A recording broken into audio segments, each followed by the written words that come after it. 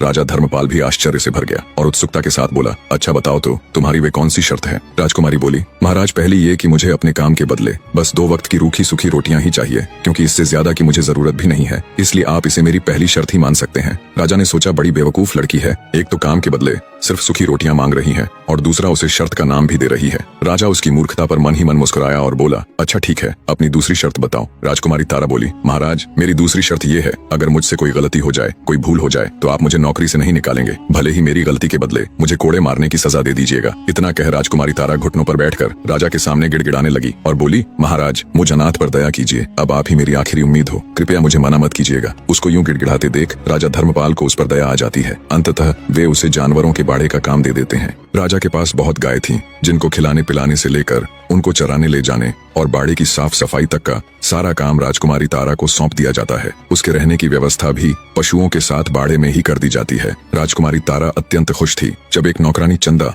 यानी राजकुमारी तारा को बाड़े के पास लेकर जाती है तो राजकुमारी तारा को बाड़े से कुछ ही दूरी पर राजकुमार अभिमन्यु खड़े हुए दिखाई देते हैं। ऐसे अपने पति को बस कुछ ही कदम दूर खड़े देखकर राजकुमारी तारा का हृदय अंदर से उमड़ आता है। उसकी आंखों में खुशी के आंसू आ जाते हैं। एक साथ पता नहीं कितनी ही भावनाएं राजकुमारी के अंदर बह रही थीं। उसका दिल कर रहा था कि अभी भागकर अपने पति के पास जाए और उसके पैरों में गिर जाए और अपने साथ बीती पूरी व्यथा उनके आगे कह सुनाए और उन्हें बता दे कि वो मरी नहीं बल्कि जिंदा है। पर समय की नजाकत को देखते हुए राजकुमारी अपनी भावनाओं पर काबू पा लेती है और चुपचाप नौकर के साथ बाड़े के अंदर जाने लगती है। तभी राजकुमार अभिमन्यु के पास खड़े एक व्यक्ति ने हाथ से इशारा कर राजकुमारी तारा को अपने पास बुलाया। धड़कते दिल के साथ राजकुमारी तारा राजकुमार के पास जाती है। आज पहली बार वो अपने पति को इतनी नजदीक से देखने वाली थी। जब राजकुमारी राजकुमार अभिमन्यु के पास गई तो उनके पास खड़ा उनका सेवक राजकुमारी से बोला, तेरा नाम क्या है? राजकुमार अभिमन्यु जानना चाहते हैं। सेवक के इतना कहने पर राजकुमारी तारा राजकुमार अभिमन्यु की तरफ देखने लगी। पहली बार उसने अपने पति को इतने पास से देखा था। वो अपने सुंदर नौजवान पति को आंखों में बसा लेना चाहती थी। जब उसने गौर से राजकुमार अभिमन्यु को देखा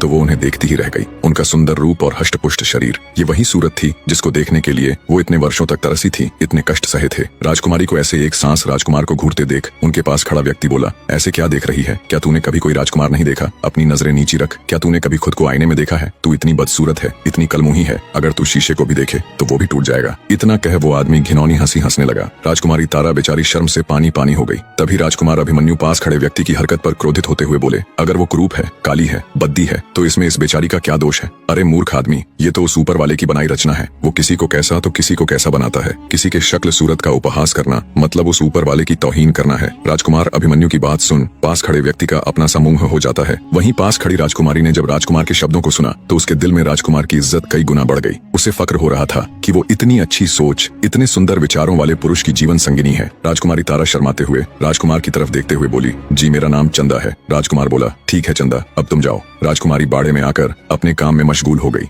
ऐसे ही दिन बीतने लगे। राजकुमारी की अच्छी देखरेख की वजह से गायों के दूध में भी वृद्धि होने लगी। सारी गायें अब दिखने में पहले की तुलना में अधिक सुंदर, साफ सुथरी और हष्टपुष्ट नजर आने लगी। राजकुमारी तारा को जो भी काम सौंपा जाता वो उसे पूरा मन लगाकर करती। धीरे धीरे उससे घृणा करने वाले लोग भी उसका सम्मान करने लगे। राजा अब उसे बाड़े से हटकर अन्य काम भी सौंपने लगे। हर काम को राजकुमारी पूरी लगन के साथ करती। वो हर समय इसी फिराक में रहती कि कब उसे राजकुमार अभिमन्यु के दर्शन हो। जिस दिन राजकुमारी को राजकुमार के दर्शन हो जाते वो दिन उसका बड़ी खुशी के साथ गुजरता। ऐसे बीतते समय के साथ राजकुमारी तारा के दिन भी बड़े अच्छे से गुजर रहे थे। दूसरी तरफ उसका पिता यानी राजा मदनपाल राजकुमारी के न मिलने से बहुत अधिक चिंता में रहता था। वो उसकी गुमशुदगी की घोषणा भी नहीं करवा सकता था क्योंकि उसने राजकुमारी तारा को मृत घोषित किया हुआ था। हर गुजरने वाला दिन अब राजा मदनपाल के लिए किसी नरक में बिताए गए भयानक साल के बराबर होता। रह रहकर अब उसे अपने किए का पछतावा होता। अब राजा को अपने आप से घिन आने लगी थी।